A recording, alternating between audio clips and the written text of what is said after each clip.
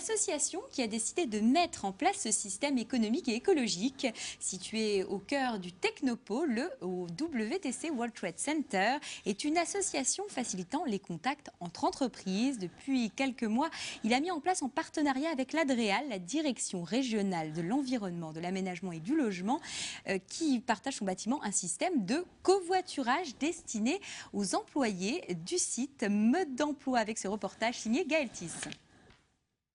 Et pour l'instant, il est vrai que l'une et l'autre, on n'en récupère que des bénéfices. En plus, nous travaillons dans le même service. Donc, en fin de parcours, on peut aborder des sujets professionnels, dirais-je. Mieux connaître ses voisins et ses collègues tout en faisant des économies de carburant, c'est le choix de Michel et Monique. Les deux employés de l'Adréal ont tout de suite adhéré à la démarche de covoiturage proposée par leur entreprise. Donc 2 places sont réservées au sein de l'Adréal pour les personnes qui effectuent du covoiturage. Donc on va se garer aux emplacements prévus à cet effet. Désengorger des parkings saturés est l'une des motivations de ce projet, mais pas la seule. C'est aussi une question d'être une administration exemplaire. C'est aussi une question, dans ce cadre-là, de veiller à ce que notre bilan carbone soit le meilleur possible et donc d'éviter des dépenses de carbone inutiles. Le covoiturage permet, au niveau du trajet domicile-travail, de faire ces gains-là. Le WTC qui travaille à tisser un réseau d'affaires entre les entreprises de la région et qui partage le même bâtiment que l'Adréal est à l'initiative de la démarche. Il a fait appel au service de la société Covivo qui met à disposition une plateforme internet de mise en relation, Mode d'emploi. J'ai dû remplir mes offres de trajet. Donc là, comme on voit ici, je pars de Metz-devant-les-Ponts jusqu'à mon travail. Et quels sont les jours pour lesquels j'offre la possibilité aux différents covoitureurs de voyager avec moi en fait. On a aussi la possibilité d'être conducteur ou passager. Donc ça, on va l'indiquer au préalable. On va aussi renseigner le nombre de places disponibles au sein de notre véhicule, si on accepte ou pas le transport des animaux par exemple, si on souhaite discuter ou pas pendant notre trajet, si on écoute aussi la radio. Donc là, on trouve toutes ces informations ici. Un service à la carte mais qui peine parfois à trouver ses adeptes par crainte de manque de flexibilité. Michel et Monique, elles, ont trouvé la parade. On a quand même tous plus ou moins des obligations autres, familiales et autres. Donc ça veut dire le soir pas s'arrêter à un endroit pour faire des courses. Ça veut dire des tas de petites choses de ce genre. Donc c'est pour cette raison que pour l'instant on s'est maintenu à 2 journées bien fixes dans la semaine. Le WTC souhaite élargir ce service à tous les employés du Technopôle. Vous pouvez donc dès à présent vous inscrire sur leur site internet pour donner un peu plus de convivialité à vos trajets. Et on poursuit notre thématique autour du covoiturage avec donc Caroline de Castro-Galéa, chargée de relations extérieures au WTC. Bonsoir à vous Caroline. Bonsoir. À côté de vous, donc, nous avons Jean-Luc Horry, représentant de l'Adréal Lorraine. Bonsoir à vous. Bonsoir. Et également donc Benoît Évrard, représentant de l'ADEME. Bonsoir à vous. Bonsoir. Donc Caroline, on a pu voir ce beau projet au WTC. Comment est né ce projet-là de covoiturage ? Alors il faut savoir dans un premier temps que le WTC s'est installé dans ses tours à Hébé il y a déjà 16 ans. À l'époque, nous étions 35 entreprises seulement et nous disposions donc d'un grand parking. Et puis nous avons vu arriver il y a quelques mois... les gens de l'Adréal. Voilà, les gens de l'Adréal. Ils ont beaucoup de voitures apparemment. Donc il y a beaucoup de personnes. Voilà, il a fallu trouver une solution. Beaucoup de personnes. Et on s'est penché sur le sujet d'une manière conjointe. Donc, dans un premier temps, on a fait circuler un questionnaire dans les deux tours du WTC, un questionnaire sur lequel nous avions annoncé donc notre idée. Et puis, en fait, l'Adréal a fait de même. Donc, nous avons constaté qu'il y avait une quarantaine de gens intéressés au niveau des 2 tours. Et pour l'Adréal, il y avait un petit peu plus de monde. Là, il y avait à peu près 80-90 personnes. Voilà. Donc, à qui s'adresse justement ce système de covoiturage ? Il faut faire obligatoirement partie des 2 tours? Alors pas du tout justement.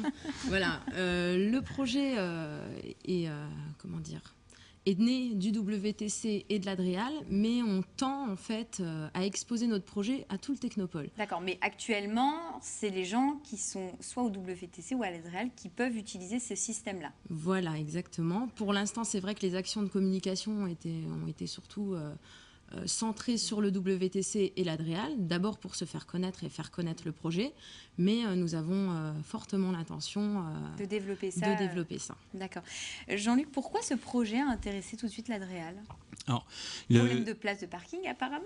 Dès le départ du projet de déménagement de l'Adréal dans ces nouveaux locaux, on avait l'idée, d'une part sur des problèmes de parking, de créer ce site de covoiturage, de proposer ça à nos agents. Après, il faut savoir que le développement durable, les politiques de développement durable sont portées par le ministère de l'Environnement. De ce fait, il nous est nécessaire d'être exemplaires sur le sujet. On a donc développé de toute façon en interne un certain nombre de savoir-faire dans ces politiques-là, et ce qui nous permet d'avoir un rôle moteur. Donc, partant de là, il était naturel qu'on participe à cette action. Et quand on a appris que le WTC avait lancé quelque chose, on s'est tout de suite rapproché d'eux pour y participer activement. Quels sont selon vous les vrais avantages du covoiturage ? Comme il a été dit tout à l'heure dans le reportage précédent, les avantages sont multiples. Pour les agents ou les personnes qui utilisent le covoiturage, il y a tout d'abord un avantage économique, clair. Comme l'a dit l'intervenant précédent, à partir du moment où on covoiture, on va diminuer ses frais d'essence avec le prix du carburant qui augmente, c'est toujours très intéressant. Après, il faut savoir qu'au niveau des émissions de carbone, le transport représente à peu près 25% des émissions de carbone. Donc tout ce qu'on pourra faire pour limiter le transport en voiture permettra de diminuer les émissions de carbone. On compte qu'en moyenne, un covoitureur, c'est 1 tonne de CO2 évité par an. Ah oui, donc ce qui est quand même énorme. Bon, j'imagine qu'il y a quand même des inconvénients. Les inconvénients sont ceux qui ont été présentés dans le reportage. On a moins de liberté. On est moins libre de s'arrêter pour faire une course, on est un peu plus contraint sur ce genre de points. Mais là aussi, les gens souvent mettent ça en avant pour pas y aller. À partir du moment où ils essayent une fois, ils se rendent compte que ça reste quand même assez souple et qu'on peut passer, malgré tout, passer au covoiturage, quitte à le faire, comme l'a expliqué Monique dans le reportage, sur 2-3 jours sur la semaine pour se garder un peu plus de liberté le reste du temps. Alors Caroline, le WTC a fait appel au service de Covivo. Donc c'est une société qui met en relation finalement les personnes désireuses de faire du covoiturage. Pourquoi cette société-là ? Alors pourquoi cette société ? Tout simplement parce qu'on a constaté en fait que l'utilisation de leur site était assez simple. Et puis c'est ce qui était très important et c'est ce qui ressortait en fait du questionnaire qu'on avait fait parvenir à nos occupants. Et puis la facilité d'inscription aussi qui a énormément compté. Et puis ils ont aussi su nous donner envie de participer, de faire ce projet avec eux, parce qu'ils ont surtout avancé un aspect qu'on n'a pas encore abordé, c'est la convivialité en fin de compte. Voilà, donc on met aussi souvent ça en avant, la convivialité du trajet. D'accord, et c'était vraiment le service un petit peu en plus chez Covivo ? Oui, je pense que voilà, c'était vraiment le service en plus. Alors concrètement, comment ça se passe, Caroline ? C'est-à-dire que je travaille soit à l'Adréal ou alors je suis membre du WTC. L'inscription est-elle facile ? Comment ça se passe ? On doit aller sur un site internet ? Dites-nous. Alors, on va sur le site internet, donc covoiturage.wtc-mes.com. Et puis là, on va rentrer donc des informations personnelles, nom, prénom. Il va y avoir aussi des informations sur notre voiture, la marque de notre voiture, combien de places nous avons dans notre voiture. Puis il y a des petites choses aussi assez sympas. Si on écoute la radio, quel genre de musique on écoute, si on aime bien discuter ou si on n'aime pas discuter, si on préfère avoir... Il y en a, oui, ça arrive. Donc là, ils ne rentrent pas vraiment dans le cadre de la convivialité dans ce cas-là, mais bon. Il y a des personnes apparemment qui n'aiment pas parler le matin, vous voyez. Et puis, il y a d'autres informations aussi sur les différents trajets aussi. Donc, on va rentrer les trajets. Donc, on peut rentrer des trajets qu'on fait quotidiennement. Donc, il y a des jours qui sont à noter, des horaires. Et puis, on va aussi pouvoir rentrer des trajets plus ponctuels. Par exemple, on peut utiliser aussi ce site le week-end. Ce n'est pas uniquement pour le travail. Demain, je pars à Paris en week-end. Je peux proposer ma voiture en covoiturage, par exemple. Donc vraiment un moyen et un site assez simple. Voilà, simple et flexible. Benoît, donc vous faites partie de l'ADEME et vous favorisez aussi et vous êtes pour le covoiturage. Alors pourquoi ? Alors on est pour à 100% en fait pour le covoiturage. C'est d'ailleurs une des missions de l'agence de promouvoir en fait toutes les alternatives à la voiture individuelle. Donc on fait la promotion des transports en commun, bien sûr, mais aussi de l'utilisation raisonnée de la voiture. Voilà.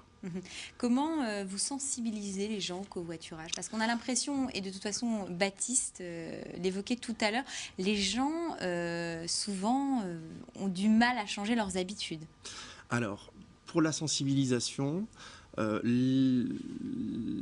mission de l'agence, elle passe surtout par l'aide aux collectivités et aux entreprises qui souhaitent mettre en place ce type de démarche d'écomobilité.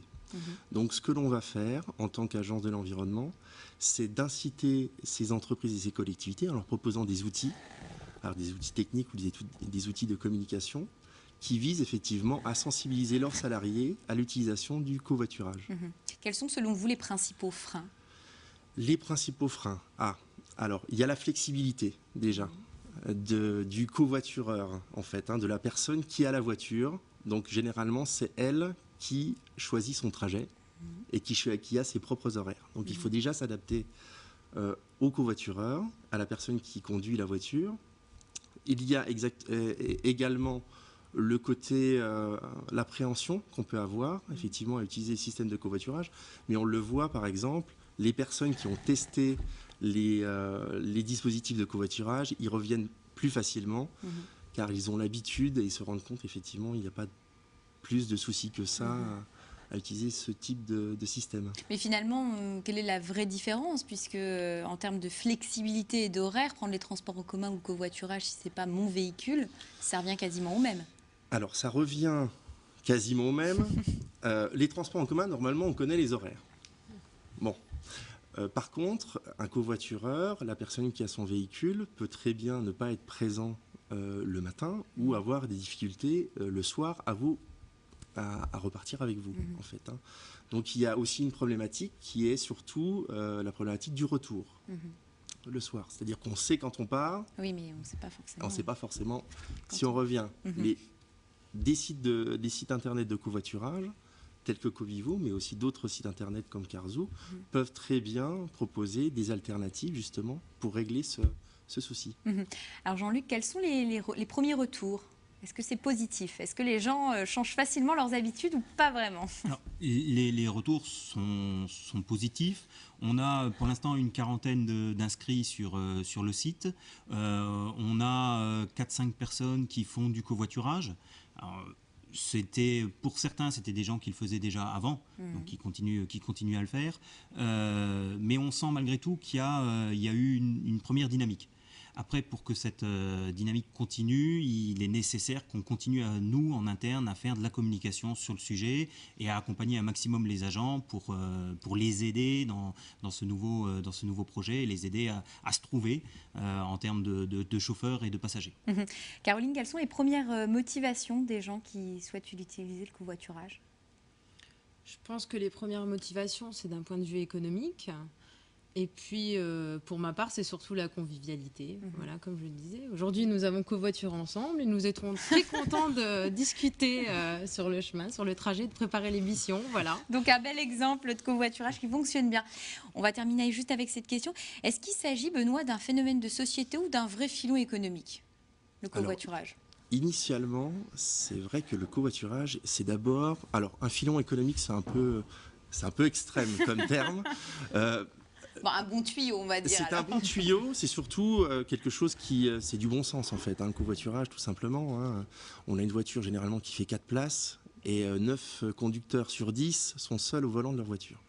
Donc on peut se dire que c'est déjà une affaire de bon sens. Mais c'est aussi une affaire économique. La personne de Carzoo l'a rappelé tout à l'heure, vous pouvez avoir une économie annuelle qui peut représenter 1 000 euros. Donc, avec 1 000 euros, on a d'autres perspectives à jouer. Alors, au niveau environnemental, c'est vrai que les mentalités changent. Et la prise de conscience environnementale, c'est un fixateur pour les covoitureurs. C'est-à-dire qu'au départ, ils viennent pour des questions économiques et ils restent aussi pour des questions environnementales. Donc, j'allais dire, c'est gagnant-gagnant. D'accord, c'est 50-50. Bon, en tout cas, merci à vous d'être venu sur ce plateau et répondre à mes questions. À présent, je vous propose de découvrir une entreprise lorraine qui